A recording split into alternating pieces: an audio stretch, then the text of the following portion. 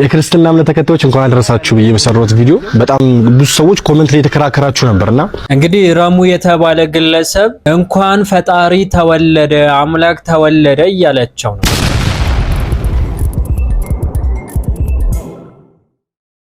ውድና የተከበራችሁ የቻናላችን ተከታታዮች አሰላሙ አለይኩም ወራህመቱላሂ ወበረካቱ።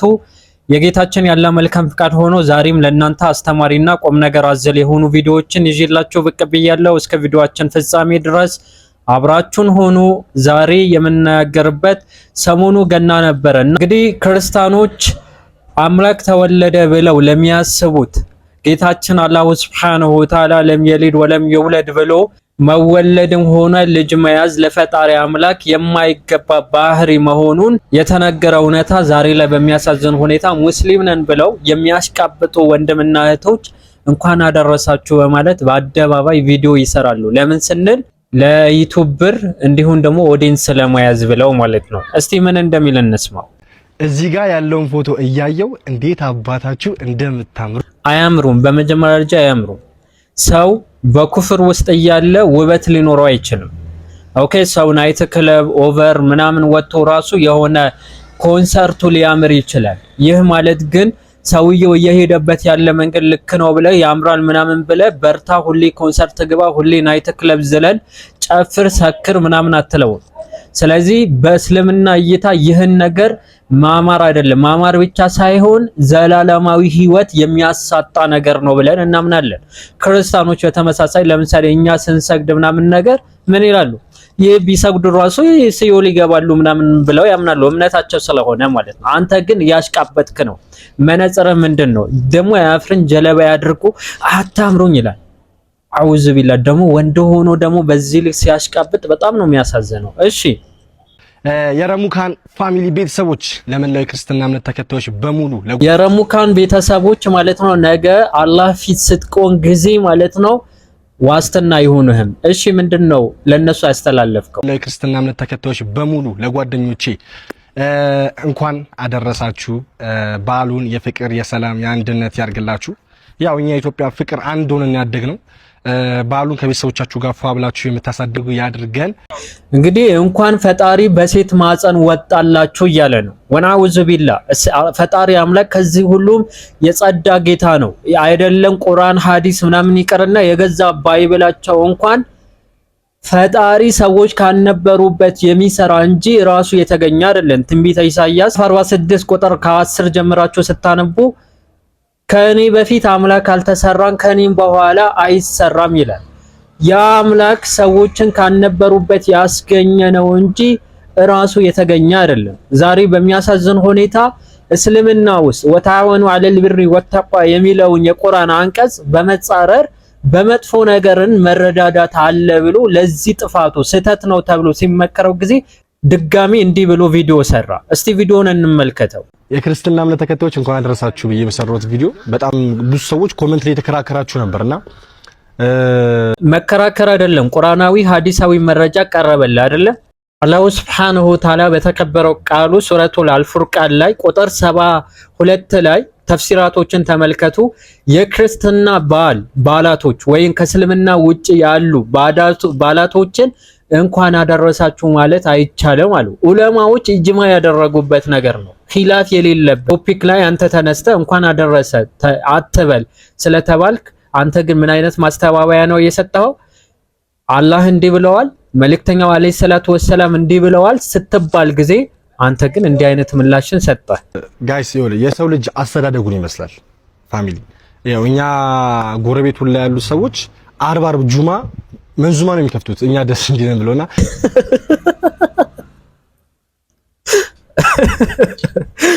በጣም ተቀልድ የለም እንዴ ጀለባ ለብሶ እና እነሱ አሽቃባጭ ናቸው። አሁን ትክክለኛ ክርስቲያን ናቸው ብዬ አላምንም። ረመዳን ላይ የተገኙ በመንዙማ የሚጨፍሩ መንዙማ የሚከፍቱ ትክክለኛ ክርስቲያኖች ናቸው ብዬ አላምንም። የትኛውም እምነት ከእምነቱ የሚጻረርን ነገር ማድረግ አለበት ብዬ በፍጹም አላምንም። እነዚህ አሽቃባጭ ናቸው፣ ለሆዳቸው ያደሩ ሰዎች ናቸው። ክርስቲያን ሆኖ የእስልምና መገለጫ ላይ እንዲህ የሚያደርጉ ከሆነ ልክ አንተ እንደምታረገው ማለት ከዛ ሰሽ እኛ ራሱ የጥምቀት እየጠረግን አንዳችን ለአንዳችን ጎረቤት እየገባን እየበላን እየጠጣን እናቶቻችን ራሱ ድሮ እንኳን ድረሳችሁ ሲባባሉ የሰማነው ነው። ተረዳችሁ ቤተሰቦች? እና በአንድ በፍቅር ነው ያደግነው ምናምን። አይ ቲንክ ሸገር ውስጥ ብቻ ሳይሆን ሁሉም ኢትዮጵያ ውስጥ እንደዛ አይነት ነገር ፍቅር ነው ያለው እና ከዛ ያየሁትን ነገር ነው እኔ እዚህ ጋር ላስተላልፍ የፈለኩት። ጀስት ኦኬ እንደሰማችሁት ባህል አኗኗር የሰፈር ነገር ምናምን ነገር አምጥቶ አላህ እንዲህ ብለዋል መልእክተኛው አለይሂ ሰላቱ ወሰለም እንዲህ ብለዋል ሲባል ጊዜ ለነዛ ነገራቶች ማስተባበያ የመንደር ሰዎች እንዲያረጋሉ ጭራሽ የታቦት ቦታ እንጠርጋለን አለ። ወነዑዙ ቢላህ ሽርክ የለም ነቅተናል እንዲህ አይነትን ርዕስ አታንሱ ምናምን ይባላል።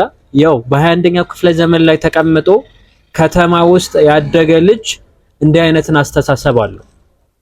ታቦትን ካላጸዳሁኝ ይህ ደግሞ የምን መገለጫ ነው ስንል የመከባበር ሪሊ መከባበር ይህ ነው። አንድ ክርስቲያን ማለት ነው ረመዳን ስጾም ጊዜ ካላስፈጠረኝ ምናምን አያከብረኝም ነው ማስበው እንጂ ሃይማኖቱ አይፈቅድለትም። እንዴ በክርስትና መነጽር እስልምና ክህደት ነው ብለው ያምናሉ። በእስልምና ደግሞ እኔ በእምነቴ ክርስትና ክህደት ነው ገሃነምን ያስገባል ብዬ አምናለሁ። ታዲያ ገሃነም በሚያስገባ ነገር ሰዎች እንዴት ነው የሚረዳዱት?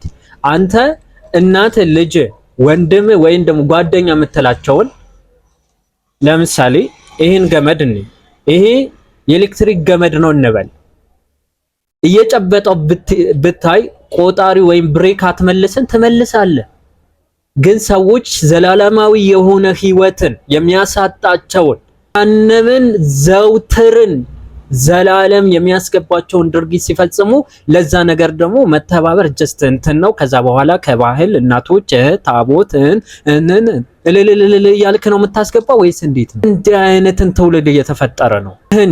ያለንበት 21ኛው ክፍለ ዘመን ህዝበ ሙስሊሙ ተውሂድ ተረዳ ይባላል እንጂ በተጨባጩ የምናየው በገሃዱ ዓለም እንደነዚህ አይነት ሰዎች ናቸው። ተውሂድን ሙሉ በሙሉ የሚያፈርስ ወደ ሽርክ ጨለማ የሚያስገባ ከተውሂድ ብርሃን አውጥቶ እንዲህ አይነትን ነገራቶችን ይሰራል።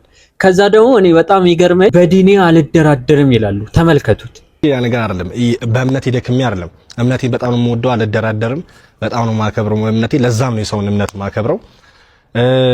በትንሽ ነገር ደግሞ የምታኮርፉ ሰዎች ስርዓት ያዙ። ትንሽ ነገር እንዳኮረፋችሁ ፎሎ የምታነሱ ሰዎች እንደ ቶክሲክ ፍቅር እንደሆነ ሰው ስርዓት ያዙ። ፎሎ መልሱ፣ ድጋሚ ፎሎ አድርጉኝ። ያኛውን ቪዲዮ ያው ነው እንዳሳየዋችሁ፣ ይህን ተመሳሳይ ነው። ለዛኛው ማስተባበያ የሰጠው ቪዲዮ ነው፣ ይሄ የሰራው ቪዲዮ ነው። የሚያሳዝነው ከዝናቡ ሸሽተው አሸንዳ ላይ ተንጠለሉ እንደ ተባሉ አይነት ሰዎች ነው ሆኖ ያገኘው። እዛ ላይ እንኳን አደረሳችሁ አለ፣ እዚህ ደግሞ ታቦት እንጠርጋለን አለ። ለታቦት ቦታ መሄጃ ቦታውን እናጸዳለን ይላል። ከዛ ክርስቲያኖች መንዞማ ጆማቸው ራሴ ቸካቸው ነበር በርጫ ምናምን አለው። እንዲህ አይነትን ትውልድ እየተፈጠረ ነው። ከዛ መጥቶ ደግሞ በዲኔ አልደራደርም ይላል።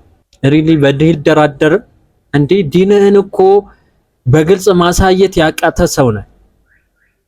አሁን አንድ ክርስቲያን እንኳን አደረሰ ባልለው ሊቆጣኝ ነው። እሱን አለማክብረው ነው ወላሂ። አሁን አንድ ክርስቲያን መጥቶ አረፋ ወይም ደግሞ የኢደል አልፈጥር ኢደል አድሃ መጥቶ የሙስሊም ባል ላይ እንኳን አደረሰ ባይለኝ ማለት ነው ቅር አይለኝም፣ እረዳዋለሁ። በቃ ክርስትና አይፈቅድለትም ብዬ ስለማምን ማለት ነው። መጥቶ ግን የሚያሽቃልጥ ከሆነ አሽቃባጭ ነው ምለው። እምነቱን የሚያከብር አይደለም። ለእምነቱ ያልሆነ ደግሞ ለማህበረሰብ፣ ለወጣቱ፣ ለየትኛውን ትውልድ አይሆንም። አሁን ይህ ግለሰብ ራሙ የተባለ ግለሰብ ክርስቲያንም ሙስሊም ምናምን እንትን ስለሚል ሁሉም እንዲደሰቱበት ማድረግ ነው የሚፈልገው። ግን ዝም ማለት አይችልም ነበር? ባላ ይችል ነበር። የከሰረ ሰው ማለት ውዳቂ ሰው ማለት ምን አይነት ሰው እንደሆነ ታውቃላችሁ? ለሰዎች ውዴታ ብሎ የአላህን ሐቅ ለፍጡራኖችን አሳልፎ የሚሰጥ ወይም ደግሞ እውነትን በውሸት የሚቀላቅ። አላህ እንዲህ ብለዋል፣ ነብዩ አለይሂ ሰላቱ ወሰለም እንዲህ ብለዋል ሲባል ጊዜ ሰው ምን ማድረግ ነው የነበረው? እግርና እጅ ሰጠው ለአላህና አላህ በቁርአን እንደተናገረው የአላህና የመልእክተኛውን ትእዛዝን የሚጻረሩ ሰዎች ይጠንቀቁ፣ በዱንያ ላይ አሳማሚ የሆነ ቅጣትን እንዳታገኛቸው፣ በቀጣዩ ዓለም ደግሞ አሳማሚ የሆነ የገሃነምን እሳት እንዳይወርሱ ይጠንቀቁ ይላል። እንደነማን አይነት እንደነረሙ አይነት የአላህና የመልእክተኛው ቃል ሲመጣለት ጊዜ ነው የኔ ባህል እኔ ሰፈር ዳቦን ቁርስ ነበር እኔ የሚል ሰው ይጠንቀቅ። ምክንያቱም የአላህና የመልእክተኛውን ቃል እየተነገረው እንቢ የሚል ሰው ይጠንቀቅ ነው። ሱረቱል ኢኽላስ ምዕራፍ 112ን በተደጋጋሚ ለም የሊድ ወለም ይውለድ የሚለው በተደጋጋሚ ሰው የትኛውን ሰው ቁርአን አልቀራኝ የምትሉትን ሰው ማለት ነው ያውቀዋል። አይደለም ሙስሊም ይቅርና ክርስትና ዓለም ውስጥ ያሉ ሰዎች ራሱ ያውቃሉ አይደለም። ዛሬ ላይ ግን ይህን የቁርአን ቨርስ ሙሉ በሙሉ የሚድነድ የገና በዓል ሰዎች ያመልካሉ። ፈጣሪ ሰማይና ምድር በመካከላቸውን ያስገኘ ፈጣሪ ከሴት ማፀን ወጣ፣ ለዛ ደግሞ አላፋት ዝማሬ ተብሎ እንኳን መጣህልን እየተባለ አንተ ግን መጣ ለዚህ ነገር እውቅና እየሰጠኸው ነው። በዚህ ነገር ደግሞ እንኳን አደረሳችሁ እያልክ ነው። ለምሳሌ አንድ የጌዎች በዓል አለ አይደለ? ዩሮፕ ውስጥ አለ በየአመቱ የሚያከብሩት፣ በየአመቱ ያከብራሉ። ስለዚህ የነሱ ክብረ በዓል በየአመቱ የሚያከብሩትን እንኳን አደረሳችሁ ትላቸዋለህ። ኧረ እንዴት ጌነት! በዚህ ዓለምም ቅጣት አለው፣ ምድራዊ ፍርድ አለው። እንዲሁም ደግሞ ቀጣይ ዓለምም እሳት ውስጥ ገባ ያደርጋል። አምላክ ልጅ አለው። አምላክ ተወለደ ማለትስ ገሃነም ያወርዳል፣ ገሃነም ያስወርስሃል፣ ጀነትን እርም ያደርግሃል። ያው ነው እኮ ጀነትን እንዳትገባ እርም የሚያደርግብህ ነገር ለጓደኛህን እንኳን አደረሰ ትለዋለህ። ለራሱ የወደደው ለጓደኛው ያልወደደ አማኝ አይደለም ብለዋል። ወይም ደግሞ ለነፍሱ ለራሱ የወደደ ለሌሎች ሰዎች ያልወደደ ሰው አይደለም ብለዋል። ዛሬ በሚያሳዝን ሁኔታ ጓደኛህን እንዲመለስ የምትፈልግ ከሆነ ትክክለኛ እስልምናን ካሊማ አንጸባርቅ አለብህ። አለበለዚያ ማሽቋለጭ በቃላት እያየሁኝ ነበር። ሀያት ዩቲና ሳትቀር ለገና ብላ ዶሮ አርዳ ምናምን ነገር ወላሂ ስትሄድ አይቻለሁ።